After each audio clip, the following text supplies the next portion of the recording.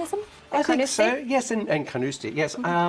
Houses in Tayside being put up for rent for the Open next year, said to be able to get about £10,000 for the time. Now, I think that is a little bit too. You can believe it. I can believe that. I think I can believe it, but that will be the peak, right? I think that generally speaking, the lower levels will not be anywhere near that. I think they'll probably get maybe sort of 3 or 4. And everybody does this in Edinburgh during the festival. You know, quite a few people. If you're not in Edinburgh to be part of the festival, then let your flat.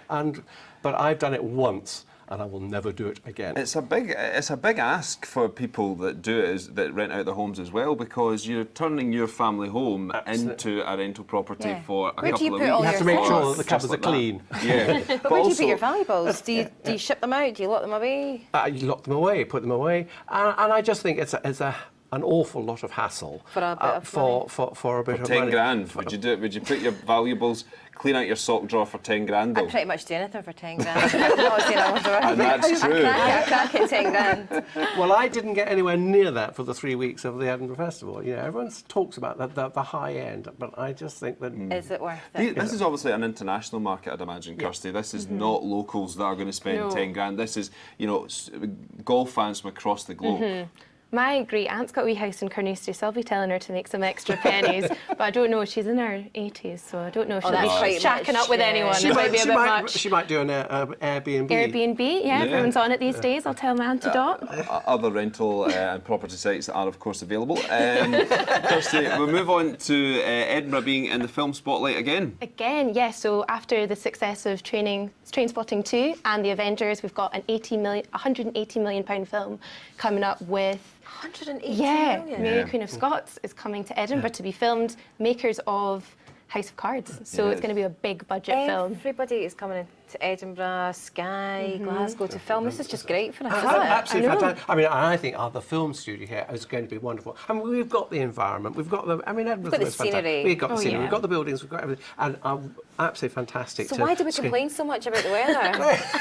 We wouldn't have the scenery if we didn't have the weather. But I love the person who's doing it. And these movies that are coming here are not coming for the weather. They're coming for that dramatic scenery, aren't they? Culture. But what the casting of this film is, though. Well, we're going to talk about that later on because we're going to move on, but we will come back to you both later on the show. Guys. Thank you very much. Now, this weekend is big in the motorsports calendar with the Spanish F1 Grand Prix.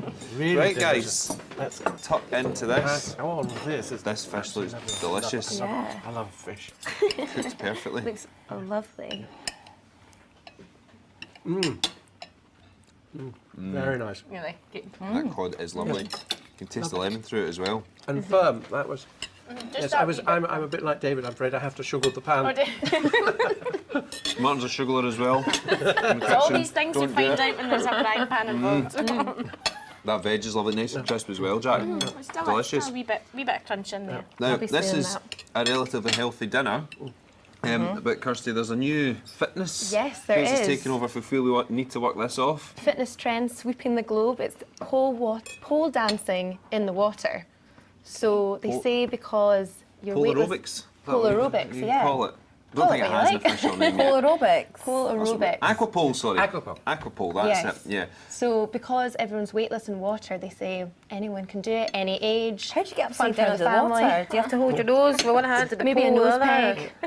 peg. How do you do that? I like the You tried it, Martin? No, I have not. But I do exercises in the pool, I have to say. But I loved the bit of the story where it said, well, of course, it's much easier to put your ankle behind your head when you're in the water. Hey, hang on. Not sure. I don't think I can get my... Something I know. Beware if you go to the same swimming as Martin, you'll get an ankle Don't the try next that time. at home, yeah. Very quickly, Rebus. Rebus. Come back. Rebus is coming back after 10 years. Absolutely fantastic. John Hannah was in the first series, and now I think that Ken Stott is the one who's going to play Rebus this time. The interesting thing is that it is being shot, but nobody quite knows which channel it's going to go on yet, so we'll just have to wait and see. But the interesting thing, I think, is that Ian Rankin very much wants to take a much more hands-on approach into the filming and the interpretation, along with Gregory Burke, and see how that is. Fabulous stuff. Thank you very much, Jack. Jack, it's delicious, This as dinner is always. lovely. We'll let you finish you. and tuck in because we're almost at the end of tonight's show.